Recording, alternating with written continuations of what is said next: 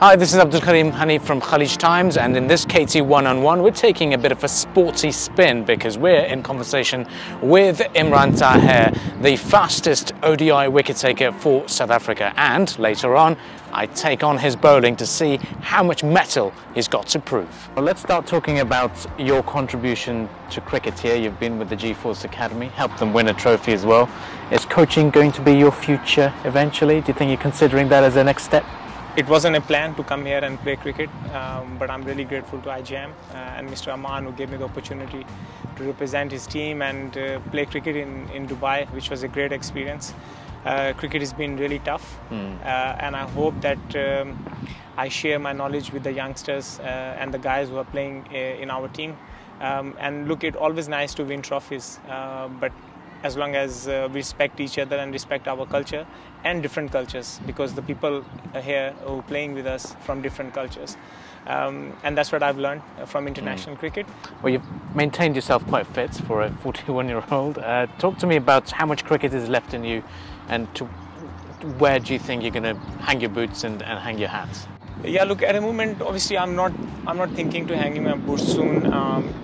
I just need to keep up with my fitness. The leagues I'm gonna go and play and represent different team in the world. Make sure I'm fit, and I'm doing well. And that also can put pressure on the selectors in South Africa, so they can see the value I have, and they might get me into the World Cup squad. That's what I'm aiming for at the moment.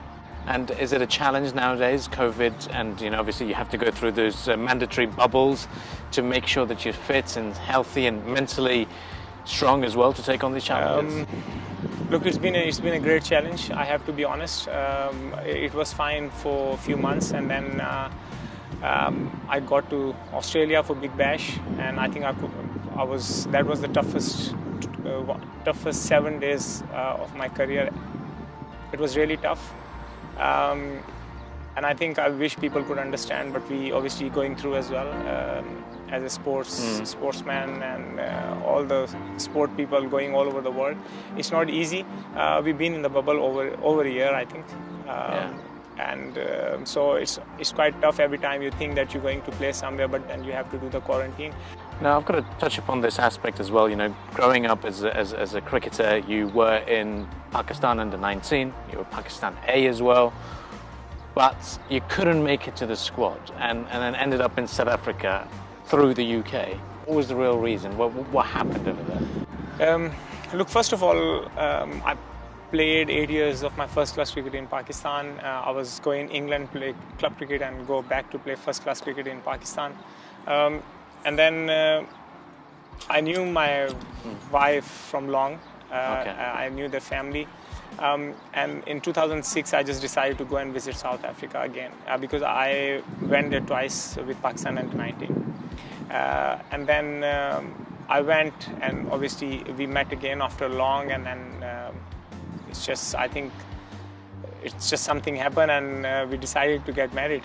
And obviously I had to sacrifice to get my wife because I really wanted her, and then that's what happened. So it is romance that took you to South Africa. It is, I think so, yes. Yeah, if I look back, but I think it was a really, really good thing. What happened, I'm really grateful to Allah that I obviously stayed there. She helped me a lot. The first 2 years were really, really tough. Easy to say that in less than 10 seconds, but yeah, I went through a lot. Getting selected for South Africa is a notorious challenge anyway because of the quota system they've got, but you still kept it going. What pushed you? I think I'm a kind of guy who just believe that if you work hard, and then nothing impossible. I think, and that's something I had in my mind. And look, I really respect South African people. First of all, Cricket South Africa, they had a trust in me. They've been watching me in first-class cricket, and they decided finally after my 5 years, when I was close to getting my residency, that this guy obviously got talent, and they gave me the opportunity. And that shows, like, that's why they call it Rainbow Nation in South Africa. Lovely people. I had a great time with my teammates. I never had no problem. Obviously, if anyone talk about to me about this quota system and racism and this and that. I think it's been a fantastic journey for me. I'm going to touch upon this. Apart from being the cricketing skills, you've got these celebration skills. Who choreographs this? Now, you've got the marathon, which you constantly run. Have you done, what's the longest distance you've run? Do you remember? Yeah, there was a one wicket I think every bowler wanted to take, and that was Sangakkara. Yeah. Because he's a fantastic player. I got him in Cape Town Test match. Jack Callis caught the ball, and I remember that I was on the boundary, and Cape Town ground is quite big. And Jack Callis didn't move from slip because he said, "I'm not running to you, you have to come back to me." So that was quite funny. But I think this is something I never planned in my life. It's a lot of struggles I've been through, and then I wanted to show the world I always belong here. I'm going to touch on the quick fire questions. If you were to take a wicket of some legend that you've not bowled at yet, who would it be? It will be Sachin Tendulkar. Sachin Tendulkar, Yes. Okay. And, you know, as I say, once a Lahori, always a Lahori.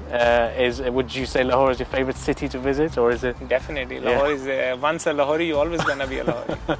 What's your favourite food? My wife's mince curry. Mince curry, Yes. Okay. And if you were to, most memorable match, which one would it be? Look, there is many, but it's a different reason what I'm saying now, because my first game, when I bowled my first ball in international cricket, that was against West Indies. So that was always going to be very special for me, because I never thought that somehow Allah will make a way and I will be there one day. And if you were to say which stadium remains your favourite to bowl at? Newlands, Cape Town. Newlands. Yes. Okay. Yeah, it's just the atmosphere and the ground is so beautiful. I think it's just makes everything really special. Do you know what my plan is? I'd like to face your delivery and see if you still got it. Definitely. Let's do that. Let's try out and let's see if Imran Tahir There we can go. bowl us out. I'm ready. Facing Imran Tahir. Ready? I'm a tail-ender, number 11, proud number 11. Let's give it a go.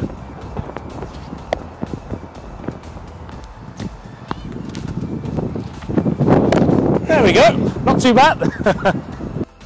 Then the next few deliveries were embarrassing play and misses. Thank you, Mr. Imran. Catch you soon. All the Thanks, very best. my brother. You too, my brother. Thank you.